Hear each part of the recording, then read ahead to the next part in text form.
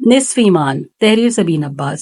سنت ابراہیمی کی ادائیگی ہمارا سب سے بڑا اسلامی تہوار ہے، جہاں قربانی کے جانوروں کی گلی محلے میں رونقیں لگی ہوتی ہیں اور بچے بڑے سبھی اس گہما گہمی میں مگن نظر آتے ہیں۔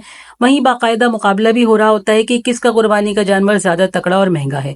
قربانی کی اصل روح جو سنت ابراہیمی کی تعلیم دیتی ہے وہ تو زمانہ ہوا پرواز کر چکی ہے، اب تو صرف مقابلے بازی رہ گئی ہے۔ یہ ایک الگ مسئلہ ہے کہ کس کس کا حق مار کر لوگ فخریہ قربانی کرتے ہیں۔ لوگوں کا سارا زور اس بات پہ ہوتا ہے کہ قربانی کے جانور میں کوئی خرابی نہ ہو۔ کیا یہ بھی سوچتے ہیں کہ جس کی کمائی سے یہ جانور خریدا جا رہا ہے اس شخص کی کمائی اور اس کے معاملات میں بھی کوئی خرابی نہ ہو؟ حقوق اللہ کی ادائیگی کی نیت میں تہنیت و پاکیزگی اسی وقت آ سکتی ہے جب حقوق العباد میں کوتاہی نہ ہو۔ ہمارا دھوبی اس سال 4 لاکھ کا اونٹ لایا ہے، بقول اس کے باجی میرے اونٹ کو لوگ دور دور سے دیکھنے آتے ہیں، پورے محلے میں بڑی ٹور ہے۔ میں اس سے بارہا کہتی ہوں کہ تم اپنے بچوں کو پڑھاتے کیوں نہیں؟ تو وہ مسکین صورت بنا کر کہتا ہے باجی پیسے ہی نہیں بچوں کی تعلیم کے لیے۔ اور پھر قربانی کے اونٹ کی ٹور کی لمبی لمبی کہانیاں سناتے ہوئے اس کی آنکھوں میں چمک اور چہرے پہ ایک فخر ٹپکنے لگتا ہے۔ بچوں کا بنیادی حق ان کی تعلیم کو نظر انداز کر کے اس فرض کو چھوڑ کر صرف سنت پر زور ہوتا ہے۔ بہرحال سب کی اپنی ترجیحات ہیں۔ جو لوگ ہزاروں لاکھوں قربانی پہ خرچ کرتے ہیں ان لوگوں سے اتنی گزارش ہے کہ چند سو روپے قربانی کے بعد پھیلنے والی غلاظت کی صفائی پر بھی ثواب سمجھ کر دیا کریں۔ کراچی کے گلی محلے عید الاضحیٰ کے دنوں میں عجیب منظر پیش کرتے ہیں۔ کم و بیش ہر گھر کے آگے بکرے، گائیں اور کہیں کہیں اونٹ بندھے ہیں۔ جگہ جگہ گوبر، مٹی کے ڈھیر اور مینگنیاں بکھری پڑی ہیں جن کی بدبو چارے اور بھوسے کی بو کے ساتھ مل کر سانس لینے میں بھی دشواری کا سبب بن رہا ہوتا ہے۔ سڑکوں اور گلیوں پر جانوروں کا کھلے عام کاٹنا ایک ایسی روایت ہو گئی ہے کہ اسے منع کرنے والا ہی اب عجیب لگتا ہے۔ ذبح کیے گئے جانور کا خون گھروں کے آگے دیر تک جمع رہتا ہے۔ جانوروں کی آلائش یا اوجڑیوں پر حشرات الارض اکٹھا ہو جاتے ہیں۔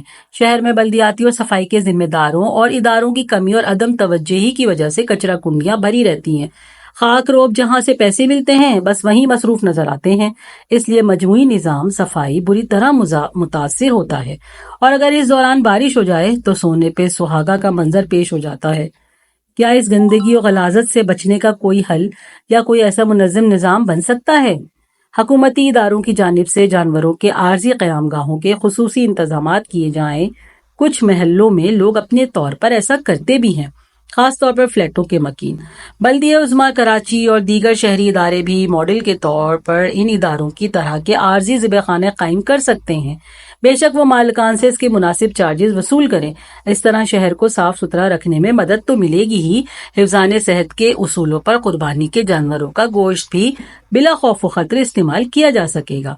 عارضی قربان گاہیں علاقہ مکینوں کو قربانی کی صاف ستھری اور آسان سہولت فراہم کر سکیں گے اور اپنے ارد گرد کمیونٹی کے لیے ایک غیر آلودہ اور صحت مند ماحول کو بھی یقینی بنانے کا موقع ملے گا۔ اگر حکومت عوام کی بھلائی کے لیے گلی محلوں میں جانور قربان کرنے پر پابندی عائد کر بھی دے اور قربانی کے لیے مخصوص کی گئی جگہ پر قربانی کرنے کا پابند کر دے تو بھی مسئلہ تو ہم لوگوں میں ہی ہے۔ اس نظام پر عمل کون کرے گا؟ باہر کے ملکوں میں بھی دور کیوں جائیں، سعودیہ یا مشرق وسطیٰ میں ہی دیکھ لیں۔ مجال ہے کہ کوئی اپنے گھر کے باہر جانور باندھے یا اس کو ذبح کر کے اس کا خون اور آلائشیں گلی محلوں میں ڈھیر لگا دے۔ خدا را اپنی سوچ بدلیں، ہمارا تو آدھا ایمان ہی صفائی و پاکیزگی پہ ٹکا ہے، کیوں نصف ایمان کی بربادی پہ تلے ہیں؟ محلے کے لوگ قربانی کے اس عظیم فریضے اور تہوار پر انفرادی اور اجتماعی کوششوں سے جانوروں کی گندگی، خون اور آلائشوں کی غلاظت کی صفائی کا منظم اور مربوط نظام بنایا جا سکتا ہے۔ ضرورت ہے صرف سوچ بدلنے کی۔ اللہ ہم سب کو ہدایت دے، آمین۔